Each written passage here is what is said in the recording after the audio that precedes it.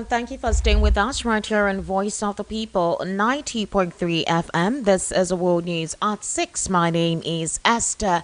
What you could first start the top story.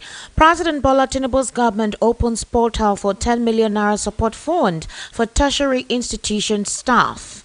Meanwhile, pilots split over Kwamwan's aviation ambassadorship deal proposed by Aviation Minister. 6 suspected cultists arrested in Anambra black spot raid. In a very recent development as well, disclosures have come that the NLC issues 7-day strike notice to President Tinubu's government.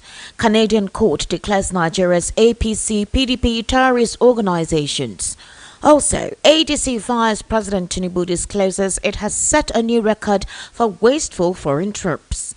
In a very recent development as well, Ngozi Okonjo-Iweala has disclosed that President Tinubu's reforms on track, Lords on next steps. Meanwhile, Tinubu's aide discloses Peter Obi used dangerous rhetoric to deceive the church. And on stories outside the shores of Nigeria, Trump has disclosed 25% chance Putin summit will end in failure and floats further talks with Zelensky. Details now.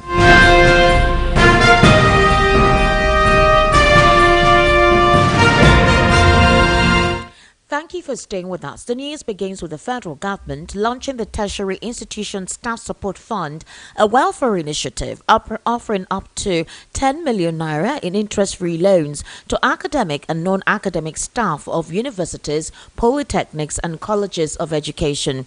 This was made known today by Sunday Dari, one of the spokespersons for President Bola Ahmed Tinubu.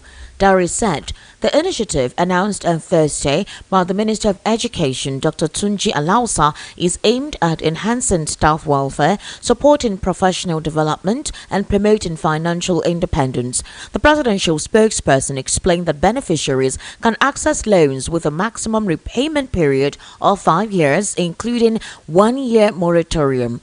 Dari, citing the minister, said the funds could be used for transportation, small-scale agro-businesses, medical expenses, family support, accommodation, and academic advancement.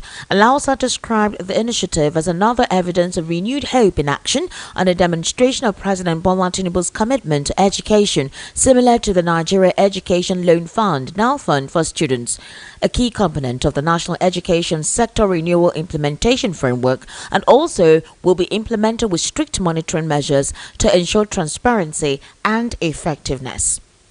Now, the federal government's decision to withdraw criminal charges against Comfort Emerson, an Ibom Air passenger, and reduce a flight ban imposed on Fuji music star Wasiu Ayinde Marshal, also known as Kwamwan, has sparked controversy in the aviation industry. While some industry stakeholders and pilots describe the government's decision as hasty and wrong, considering the gravity of the musician's offense, others welcomed what the government did. The Minister of Aviation and Aerospace Development, Mr. Festus Keyamo, announced on Wednesday that the federal government had withdrawn its criminal complaint against Emerson and reduced Kwamwan's 6-month flight ban to a month. The minister also revealed that Kwamwan had been appointed as an ambassador of airport security. However, some industry experts expressed their disappointment with the government's decision. Also, a former chief pilot, Captain Mohammed Badamosi, said, "Sometimes when you don't fully grasp a situation, the best thing to do is to step back. Take Emerson, for example. There is no problem with the decision to grant her a pardon, but the decision to make the musician an airport safety ambassador, despite his involvement in a serious security breach, makes no sense." On the other hand, the president of the National Association of Aircraft Pilots and Engineers, Galadima Abednego, welcomed the federal government's intervention in resolving the high-profile aviation disputes involving Ibom Air passenger and Kwamwan. Abednego described it as an opportunity to repair what may have been damaged. Meanwhile, let's take a very quick listen to a live witness at the situation that recently occurred with Comfort Emerson via a Monitor television program this morning, describing precisely what took place at the airport. I'd like to just stick to that. Now, I was sitting to her immediate left. So I was on the aisle seat to the left. She was on the aisle seat to the right. So my seat number was 14B.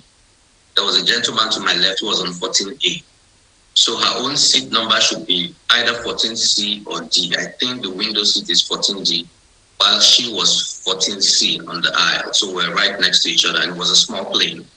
So I think the distance between us was no more than 2 feet. Yeah, so I heard everything. I saw all that transpired. And yes, she was triggered. Even though the lady, the air hostess, the second air hostess who was speaking to her, was directing all her instructions to her, just me sitting down there, I actually felt humiliated myself, just looking at the way the lady was being spoken to. To be fair, Ibom Air instructed very clearly. The first air hostess that came instructed very clearly, no airplane mode, no airplane mode, switch off your phone. After takeoff, then you can put on and put flight mode. So it was very clear. The first air hostess addressed us on the emergency exit road protocols. After she did that, she spoke to Miss Emerson and said, please switch off your phone.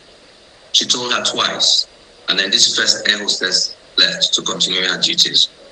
The second air hostess, who is the one blocking exactly who is being shown now, that second air hostess now came towards us in the emergency exit and stood, even from her posture, see that she came for trouble.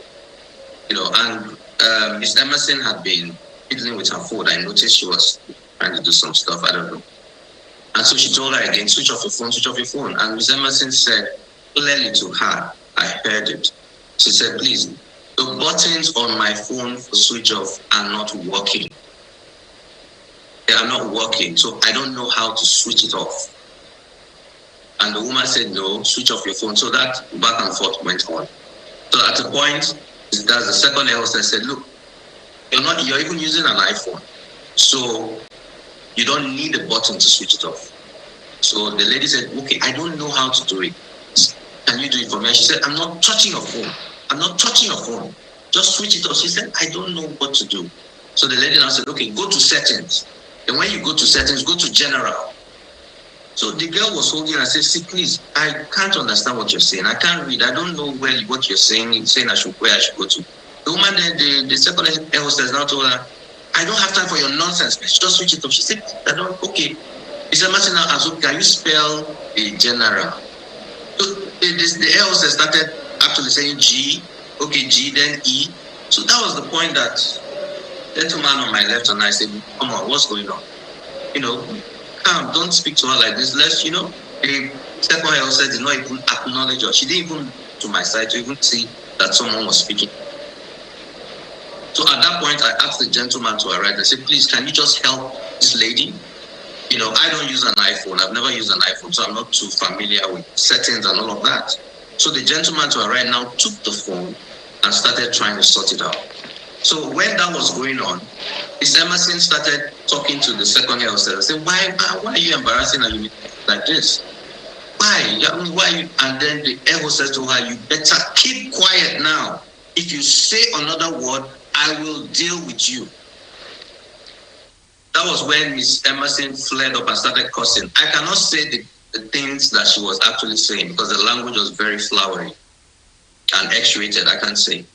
So that was when this second air hostess said, okay, you proceed. And then she left and went towards the front of the airplane. She never came back. At least I don't recollect her coming back through the aisle throughout the flight. So that is exactly what transpired. So after that happened, the gentleman to the right switched off the phone or whatever it was he did. And a couple of passengers tried to say, switch off your phone, don't risk our lives, blah, blah, blah. And then we told them, no, that's not what happened. She never said she wasn't going to switch off her phone. She was trying to switch off her phone. She said she had issues switching it off. And so the passengers calmed down and we took off. So that is what happened. But it was clear, at least to us on the emergency exit row, it was clear that there was a problem here. She needed to be handled very well. Because this lady kept simmering throughout the flight. She was cursing. I could hear her because I was right next to her. She was really upset. She felt as if these people are just against me. And why? She said she bought this ticket with her own money. So why should they treat her like this? That's what she was saying. That's what I'm hearing. And I can't tell you what the other thing she was saying because they were really nasty. But she wasn't directing to anyone, but she was just talking. So it was clear that she was angry. And the second air hostess, the aggressor, kept checking, kept peeping to see how things are going at our end throughout the flight. I noticed it. So the passenger by my side, as we're approaching landing, we're like, God help us, so let's get out of this plane before anything happened. And we were saying it in jest, but we also knew that something was off. All right, that was the live recount of a passenger who was on the same, who boarded the same airplane with Emerson, Comfort Emerson, describing precisely what transpired between Emerson and the supposed second air hostess, who was quite aggressive with Comfort before the situation escalated to the point it escalated to. While in Anambra State, the police command has raided a black spot in Ogidi, Idemili North local government area of the state, arresting 6 suspects, including a female. The spokesman for the state police command, SP Tochukwu Ikenga, disclosed this in a press statement released on Wednesday, adding that operatives attached to the special anti-courtism squad in Enugu Uku carried out the operation on Tuesday. Kenga said the team recovered 1 fabricated Beretta pistol without a magazine and quantities of illicit drugs, including Miri, known as crystal meth, during the raid. Now, in this very recent development, the Nigerian Labour Congress has issued a 7-day ultimatum to the federal government to refund allegedly diverted workers' funds from the Nigeria Social Insurance Trust Fund. The resolution was contained in a communique issued at the end of the NLC Central Working Committee meeting held on Wednesday, August 13, 2025 in Abuja. The NLC also demanded the immediate constitution of the Governing Board of the National Pension Commission, PENCOM. According to the Labour Union, failure to comply will lead to a nationwide industrial action. The meeting, presided over by NLC President Comrade Joe Ajaero, deliberately extensively on issues affecting Nigerian workers, the trade union movement, and the nation at large. Now, the Federal Court of Canada has upheld a controversial ruling classifying Nigeria's 2 major political parties, the All Progressives Congress and the People's Democratic Party, as terrorist organizations. The decision comes with the denial of asylum to former party member Douglas Ereba. This development has sparked debate over political affiliations and international asylum laws. On June 17, 2025, Justice Fong Ungo delivered a judgment dismissing Ereba's application for judicial review after the Immigration Appeal Division determined that his affiliations with found Ereba's long-standing connections with the APC and PDP to be central to his asylum denial, with Canadian immigration authorities citing intelligence reports linking both parties to violent political activity. Court records reveal that Ereba was a member of the PDP from 1999 to 2007 before joining the APC, where he remained until 2017. He immigrated to Canada in September 2017 and disclosed his political past to Canadian authorities. The Minister of Public Safety and Emergency Preparedness argued that both the APC and PDP have been involved in political violence, subversion of democracy, and electoral bloodshed in Nigeria, particularly in the early 2000s. The court's decision heavily referenced the PDP's actions during the 2003 state elections and 2004 local government polls. From this violence, did nothing to prevent it. This conduct was deemed to meet Canada's legal definition of subversion, falling under paragraph 34, subsection 1B1 of the IRPA, which deals with activities aimed at undermining the democratic process. Well, Justice Ungo affirmed that membership in any organization associated with terrorism or subversion is enough to trigger inadmissibility under paragraph 34, subsection 1F of the IRPA. His claims that political violence was widespread amongst all Nigerian parties were rejected, with the court stating that such violence by the PDP was particularly egregious. The ruling further clarified that while Nigerian elections may have flaws, they still constitute a democratic process under Canadian law, and any action that undermines them qualifies as subversion. Elsewhere, the special advisor to President Bola Ahmed Tinubu on policy communication, Daniel Bwala, has said that the former governor of Anambra State, Mr. Peter Obi, will not secure the presidential ticket of the Labour Party, African Democratic Congress, or the People's Democratic Party for the 2023 general elections. Obi, who was the presidential candidate of the Labour Party in the 2023 poll, came second with 6,101,533 votes behind Bola Tinubu's 8,794,726 votes. This was according to the results released by the Independent National Electoral Commissioner. However, when Bwala spoke via Monitor television program on Wednesday evening, he said Obi would not only lose out in the race for the presidential tickets of the three parties, but may also not emerge as a running mate. Let's take a listen to Bwala very briefly.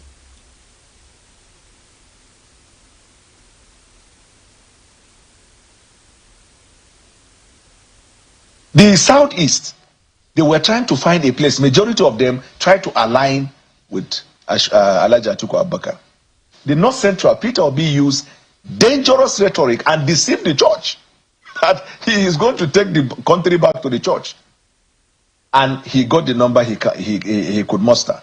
You see this thing? This is going to be like I don't know how to describe it, but let me take you zone by zone. You see the Southeast, I guarantee you President Bola Tinubu is going to get more than 4 times, if not 6 times, the value of the vote he got. So because all the governors get 800,000 votes or 700,000 in the Southeast, that's what you're saying. No, you will get up to 2 million. But let me tell you, in the Southeast, yes. Where will you get that? Let me tell you why. How many votes are there in the Southeast? There are lots of votes. Yeah, but the question is that if Peter Obi is not on the ballot. No, Peter Obi would never. He's a director general in ADC, the coalition of. Peter Obi has 3 options on the table right now. Which option? PDP, Labour Party, ADC. Let me tell you, those who were saying PDP, when he had Jonathan, immediately he said he's Labour. And why he's Labour? He said he swore he never said he's Labour. He is. He said ADC. Then he swore that he's Labour. As I tell you, he's not going to get a ticket in any of the parties. That is Peter Obi. Now, the problem now is that he might not even get the vice presidential ticket from the way things are going. But whether Peter Obi is a ticket bearer of the party, Peter Obi has lost more than 50% of his vote because they were not votes that were built on agenda and politics. They were built on rhetoric and division. And Nigerian people's eyes are open. That is one, Southeast. When you go to the South, when President Bola Tinubu came, you know most of the governors were PDP governors in the South. Tell me a state in the South that is not supporting Ashwaji Bola Tinubu. All right, that was Daniel Bwala speaking there. Meanwhile, the World Trade Organization Director General Dr. Ngozi Okonjo-Iweala has praised President Bola Ahmed Tinubu's economic reforms, describing them as a step in the right direction. Okonjo-Iweala was at the villa to brief President Tinubu on the Women Exporters Fund for 146 Nigerian businesswomen. Speaking after a closed-door meeting with the president at the presidential villa Abuja on Thursday, Okonjo-Iweala noted that Tinubu deserved credit for his efforts so far, but stressed the need to prioritize measures that will stimulate growth. She urged the federal government to implement robust social safety nets to cushion the impact of ongoing reforms and put more money in the hands of Nigerians. The visit comes just weeks before the end of her first term as WTO chief on August 31, 2025, and the start of her second term on September 1, 2025. Okonjo-Iweala in 2021 became the first African woman to head the 164-member Global Trade Body. You're currently listening to the World News right here on Voice of the People, 90.3 FM. We took a very short break. When we return, we'll head into a news analysis segment while we join via the telephone with Barrister Eze Eluche, who is a political, national and social affairs commentator. Do stay with us.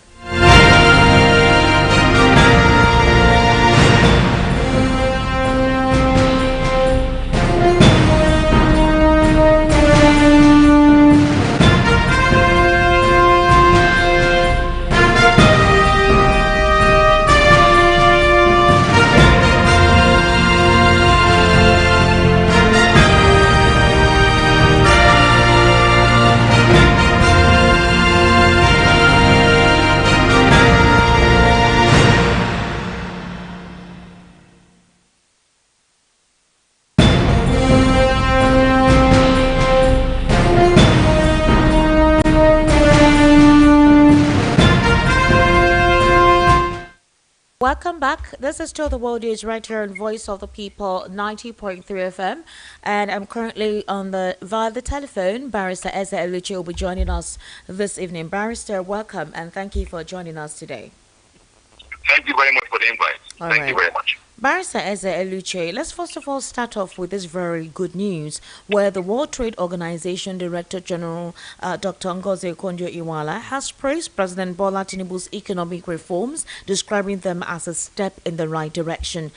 This was when she met the president in a closed-door meeting earlier today. And after the meeting, she said so far, he deserved credit for his efforts, but stressed the need to prioritize measures that will stimulate growth. This is in difference or in contravention to how a couple of Nigerians actually complain that they're not feeling the dividends of the president's economic reforms, or whatever it is the administration is telling us they're doing and has improved is not being felt. So is there something that is not right somewhere? If Dr. Ngozi Okonjo-Iweala is saying that his reforms are actually good and that Nigerians should give the president credit. Now, the reality is that we should understand Madam Ngozi Okonjo-Iweala's plight, present plight, because the WTO she represents has been rendered useless at the international level. Now, we need to understand what the WTO does. The WTO is supposed to regulate global trade, but we have a situation whereby the United States President, Donald Trump, just dishes out tariffs as he desires. This was what WTO was created to stop. So, she has virtually become redundant, and as she's simply playing politics. And I'm very proud. I write about this and I speak about it. The WTO has become a redundant, useless entity. It's a group that was set up to ensure that there is ease in global trade and there will be no tariffs, there will be no barrier to trade. And now under Trump, all countries have ditched WTO, and they are now focused on complying with the tariffs issued by Donald Trump. So what Mrs. Ngozi Okonjo-Iweala, unfortunately for her, she's not trying to curry favor from kleptocrats in Nigeria, who Nigerians know do not have our interests at heart, and they're just banding about GDP and all kind of econometric figures without any relevance to the Nigerian people. It's a shame for Mrs. Ngozi Okonjo-Iweala to begin to celebrate a character like Bola Ahmed Tinubu. We leave the effects of his economic malpractices. We leave the effects of his lack of understanding the global economy. We leave the effects of his unceasing borrowing from the international community for useless white elephant projects. The kind of loans Mr. Tinubu has borrowed has surpassed all the loans borrowed by all other previous governments in Nigeria. So it's a shame, it's a pity that the woman that Nigerians had respected before, Ms. Ngozi Okonjo-Iweala, will, for her own personal reason, begin to celebrate Mr. Tinubu. I'm appalled. But like I said, WTO, which Ms. Okonjo-Iweala heads, is now a redundant, useless entity, and I'm saying it with emphasis. Useless. Because the main purpose of WTO was to regulate global trade. And you can agree with me that with what Trump is in America, the issue of WTO has become every country in the world is now trying to comply with the tariff issued by Mr. Donald Trump in the United States. Even Nigeria was levying 15%, tariff on all goods coming from Nigeria to the U.S. Some countries 50. This was what WTO is supposed to regulate. Ms. Ngozi Okonjo-Iweala is not regulating it because she cannot regulate it. She dare not utter a whim against the policy of Mr. Donald Trump, otherwise she will be sanctioned. Groups like the International Criminal Court have been sanctioned for trying to go against Mr. Trump. So what she's saying now, for goodness sake, is immaterial and irrelevant. And if I were her best bet would have been to resign and enjoy the benefits of her previous high integrity. But the way she's going about it, celebrating Tinubu, a pity. All right, Barrister Eze Eluchi, let's be a little bit more circumspect. She was the former finance minister. You remember that she actually helped Nigeria out of its debt. She worked under the administration of former President Olusegun Obasanjo. And, she actually did well as a minister at the time. Are you saying that she going through the policy reforms of the president as it is, she's wrong for commending the president and asking Nigerians to give him credit? The fact that, yes, there are complaints, indeed true, but are you saying that she using her professional insight into looking at all of the reform policies that the president has put down, are you saying that she was being political with her response and she's not being realistic whatsoever? My dear Esther, the essence of economic policies is to benefit the people of a country. Have you or I or Nigerians, the generality of Nigerians, benefited from the vicious economic policies of Mr. Bola Tinubu? Is it the flotation of the naira? Is it the removal of subsidy without any plans of where the subsidy funds will go to? I mean, let us be realistic. Yes, she might have done good in the past, but the past is the past. Like they say in local parlance, I be getter before, not with property. So if I were in her shoes, I would have resigned even from WTO and maintained the integrity of the past, and not to come out and tell Nigerians, insult Nigerians, because anybody, based on the current economy, that people are vanquished, people are pauperized, you say that Mr. Tinubu is doing good. Good where? For who?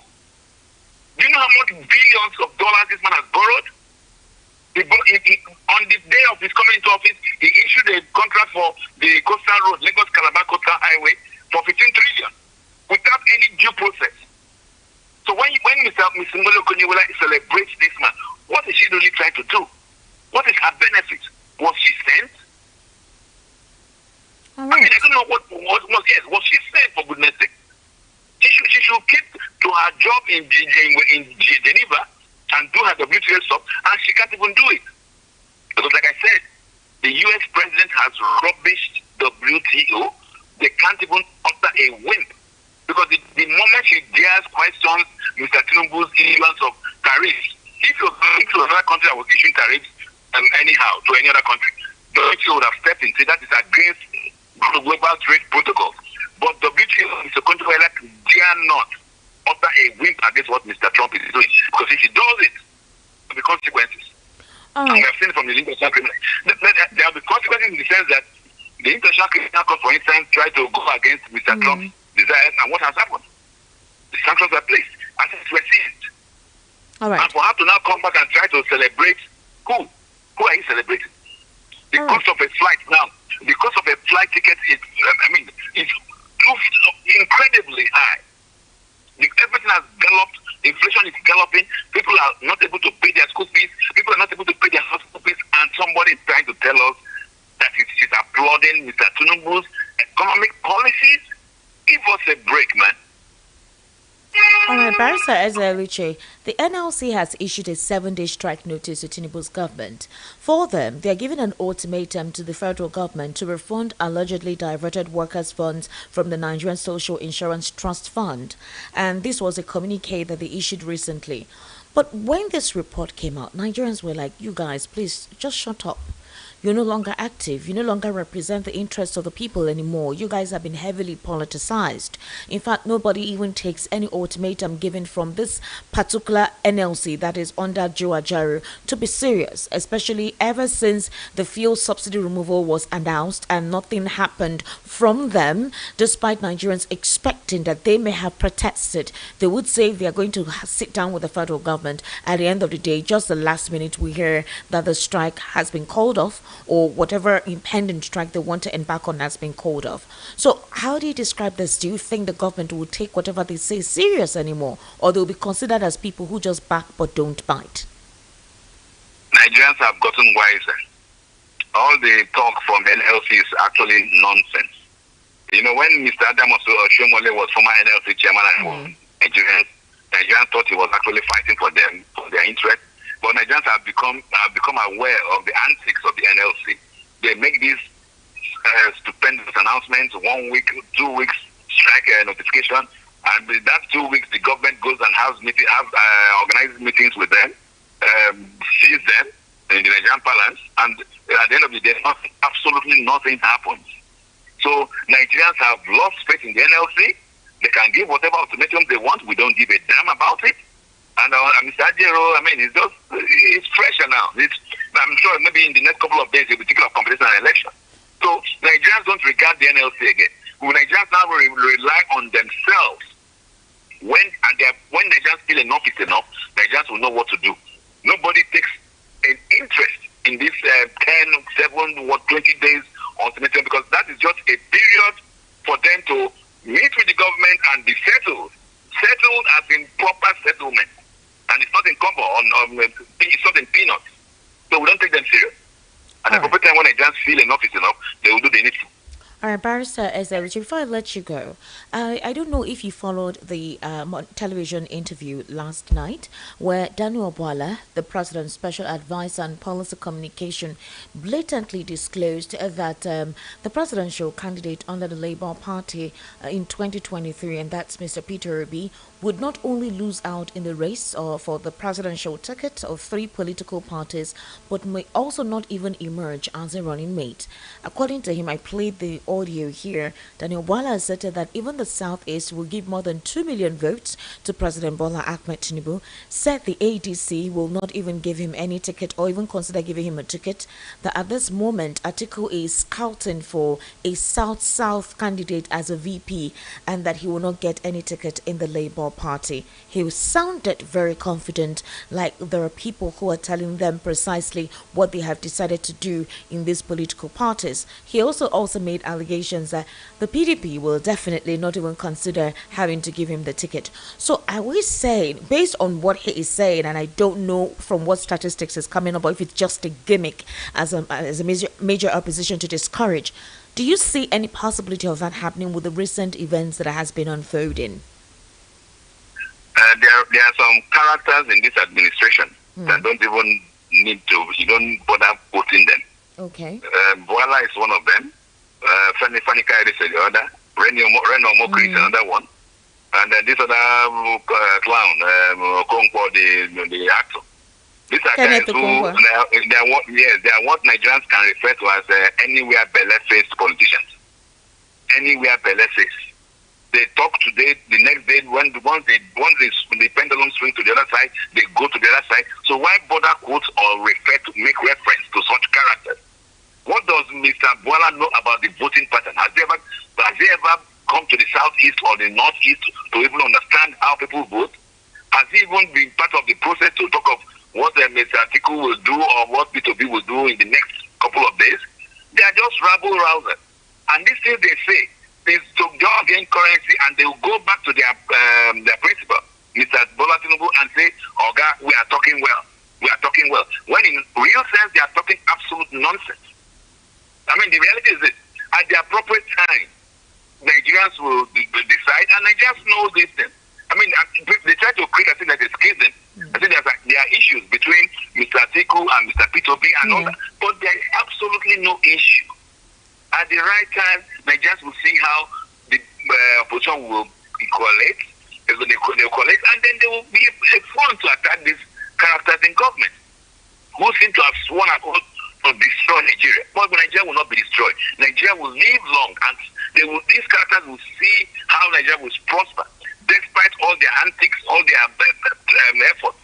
So please, people like Bwala, Reno Mokri, Femi whatever and then Okonkwo, don't be bothering putting them. They are rabble-rousers, and Nigeria will move on. We know them. All right. Barrister Ezeluche, it's very obvious that what transpired in 2023 will not transpire in 2027. The statistics has changed. A lot has actually changed. Some persons believe that the best shot for Peter Obi would have been that 2023.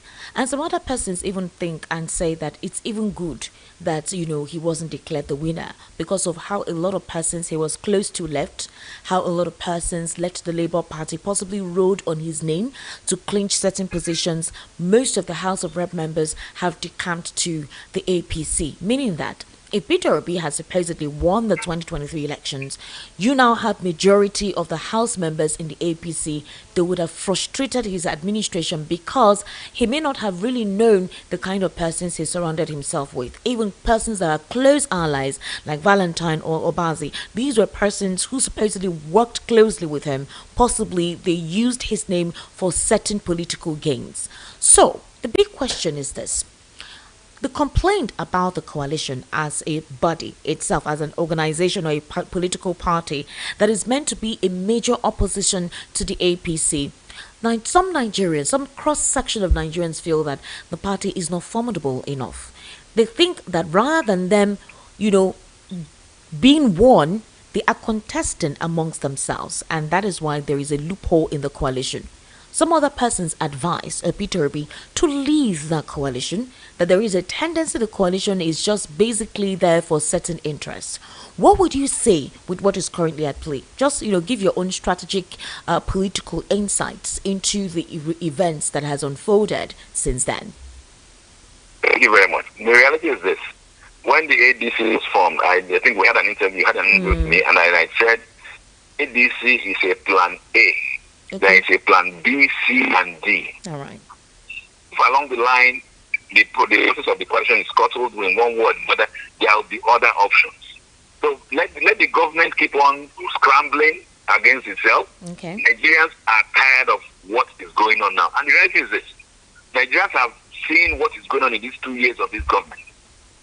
And the prospect of a day beyond 2027 of these characters in government gives Nigerians the jitters, and it will not happen by whatever name we Nigerians believe in, whether it's God or Allah or whatever. It cannot happen because the death, the decay, the destruction of the people's lives and everything is increasingly terrible. So the reality is that Nigerians we are aware of the antics of this government. They will try to infiltrate and destroy any attempt at coalition, and they will keep on doing that. But at the ultimate time, when the time is right, they will discover that Nigerians are united in opposing oppression. And Nigerians are united in opposing the pauperization that the APC has foisted on Nigerians. And there will be progress. So they have made us right from day one of 2023 to be discussing politics instead of the penury they have visited on Nigerians. But Nigerians are not taking note. And at the proper time, Nigerians will overcome. So I'm not bothered about the permutation, whether it will be done or Mr. Atiku. At the right time, thank God that these opposition politicians have decided they are going to work together. Even within the APC, there will be a landslide defection at the appropriate time to the appropriate party Nigerian chooses. They can keep on manipulating the system. At the end of the day, like Ibrahim Babangida, that was known as Maradona. At the end of the day, he dribbled himself and had to leave office and run. That is what will happen to these characters because they have taken Nigerians for a ride for damn too long, and enough is enough. All right. Barrister Eze Eliche, thank you so much for taking your time to give us your insights into some of the stories read out on the World News at 6. We sincerely do appreciate your input. Thank you very much. It's always my pleasure to share my views with your station. Have a wonderful day. Thank you so much, sir. Thank you. All right, and that was Barrister Eze Eliche. He's a political, national, and social affairs commentator. Meanwhile, on stories outside the shores of Nigeria, Donald Trump has disclosed that there is a 25% chance his meeting with Vladimir Putin on Friday will not be successful. The U.S. president says if he has a good meeting with the Russian president, he will call Ukraine's President Zelensky to arrange a second meeting.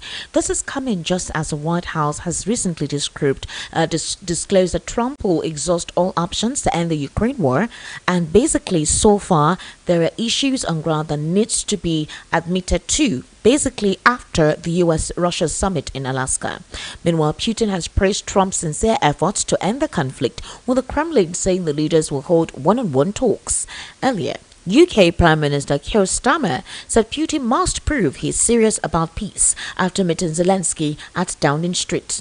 Meanwhile, Donald Trump has just started speaking in the Oval Office. He said a little earlier the remarks are not specifically about the war in Ukraine or his meeting with Vladimir Putin tomorrow, but, listening in just about the imminent Alaska summit, and obviously details will be heard afterwards. Do stay with Voice of the People 90.3 FM. We'll bring you more developments on this. And that's a wrap on the World News at 6. My name is Esther Wachiku. Good evening. Thank you for listening. To stay with us for the evening rush.